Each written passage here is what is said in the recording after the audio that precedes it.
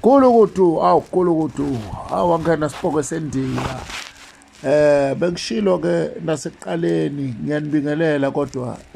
ngingakachaza ukuthi bengingathini. Spokwe Sendiya lesi phansi ezansi le kwamhlabelingana eJozini edolobhaneni nje lincane. Leli dolobha ke lincane bafowethu kodwa lidle ngokuqina, ilona liphethe abaprofeti kakhulu, ilona liphethe futhi ogobela, liphethe abathandazi, liphethe izangoma. La kwaSpokwe Sendiya ke ikhona imkhakha ikhona imkhakha engekho enziwa ngoza kwethu. Kodwa ke namhlanje ngithi ake ngiyenze le record ngiyenzele abantu abathi thina asihlambulukanga kahle la ekuhloleni, asihlambulukanga kahle ekubhuleni, asihlambulukanga kahle ekuboneni inkinga zabantu. Noma sake sazama ngaphambilini ukuthi kube khona into esigaxayo emzimbeni noma esitshatayo kodwa ihambelana nesimo sokuhlola, ehambelana nesimo sokubuka inkinga zabantu, ehambelana nokubooster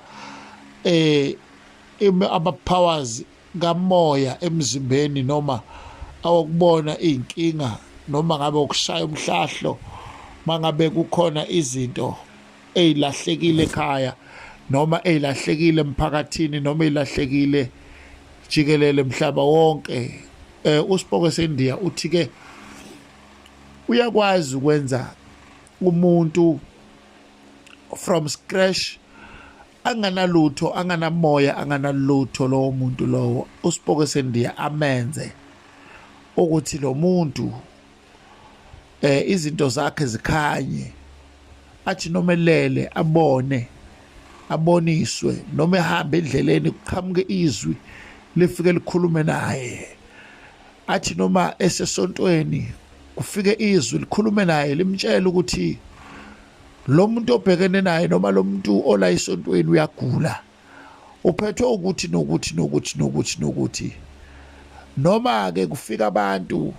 umuntu osizayo, othandazelayo, bafika abantu bazocela umthandazo, ukwazi ukufika ubona inkinga zabo abantu noma bangakuchazelanga wena kodwa umoya ukhulume, lesipoko sikhulume la kuwe emzimbeni, inyoni le ikhulume emzimbeni kuwe, amajalimane lawa akhulume emzimbeni kuwe, asho ukuthi manje kuno 1 no 2 lo muntu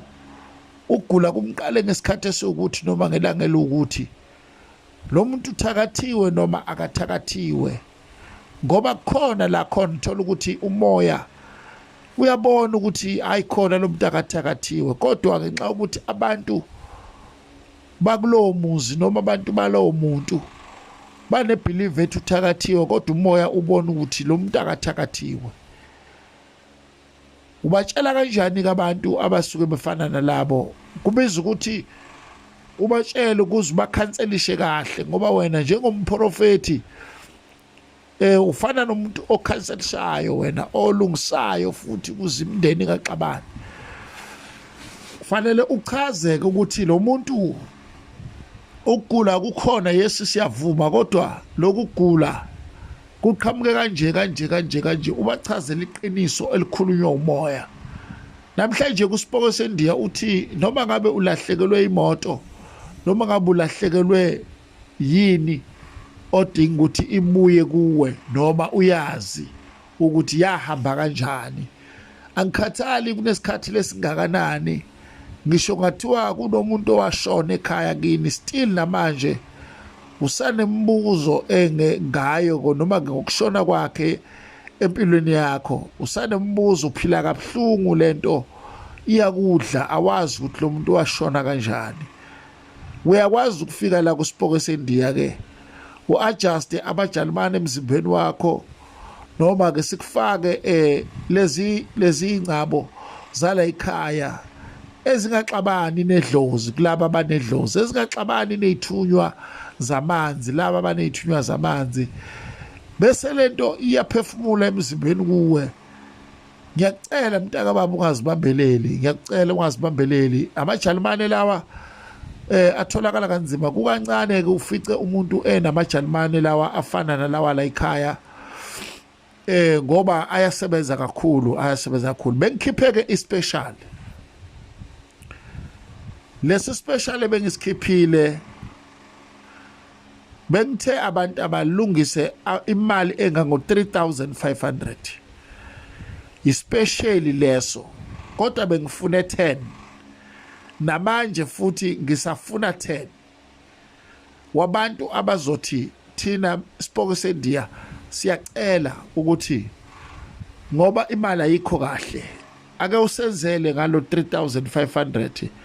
esikhundleni sika 15000 imali engisebenzisayo ngehlise kakhulu ke bazalwane u15000 amajalimane la ekhaya ukhokha i7500 rand okokuqala masisazokugaxa okokuqala mase sizokuphothula siphinde sigaxe futhi vier bese kuuza nalo 7.5 okade ushiyeke ngakuwena ngiyacela ukuthi abantu lento bayithathe serious lento bayithathe ngendlela okufanele bayithathe ngayo imibuzo eminingi izothi mhlawumbe bese Spokwe Sendiya kuthatha isikhathi esingakanani ukuthi ubone ukuthi ugaxile ngempela immediately uqeda ukugaxa kulobo busuku iyavela lento iyafika iyaregister bese sinikeza amalanga u14 to 3 months ukuthi iyakhele kahle emzimbeni kuwe angifuni ukuqamba manga mntaka baba uyaphila ngempela futhi ngalento uyaphila futhi nayo ngoba iyaguide yonke indlela yakho ibhekwe yiyo nezinkabi nazo siyakwazi ukuyisiza nabantu abagadwayo siyakwazi ukubasiza nabantu abangagadwa nje noma ngabe ubani nje odinga amajalimane emzimbeni kuye ukuthi amajalimane abusebenzele akwazi ukumbikela ukuthi manje Spokwe Sendiya suka kule ndawo kuyo ngoba kuzoqhamuka abantu badubulane la bese uyadubuleka nawe noma shintsha lendlela shintsha lemoto ohamba ngayo ngoba izokuwa esikhathini esingaka noma ke bangene lingaka izowa yenza wenze lamajalimane bahle kakhulu bazalwane ngiyacela ukuthi ningazibambeleli uSpokwe Sendiya ukhiphe nje leso special kuphela kule item yokuqala ke bekade ngifunile ebekade kule special sokuqala ke bengisifunile abantu abawu10 kushoda 2 njengamanje ngiphinda futhi ngikhiphe esinye esizophela ngomhla ka 10 kuMarch lenyanga esiya kuyo ngiyacela abanawo 3500 basondele kuSpokwe Sendiya abenze ngalendlela okufanele abenze ngayo ngiyacela mntaka baba ungazibambeleli lokho kuzokusiza kakhulu siyabonga kakhulu mawufuna inamba yami 0729546709 uSpokwe Sendiya uyibiza ngokwakhe le number bese kuthi enye yesibili ithi 079 bese 168 bese thi 2321 inamba yami leyo ongangifonela kuyo bese kuthi lelenye iyafoneleka iya WhatsApp leka 0729546709 iya WhatsApp iyafoneleka kulungile mntaka baba ngiyabonga kakhulu uNkulunkulu anibusise nisazolalela le voice nisazolalela lelizwi lika Spokwe Sendiya lizikhulumela ngokwalo lingaqoshiwe emaceleni siyabonga kakhulu uNkulunkulu anibusise haleluya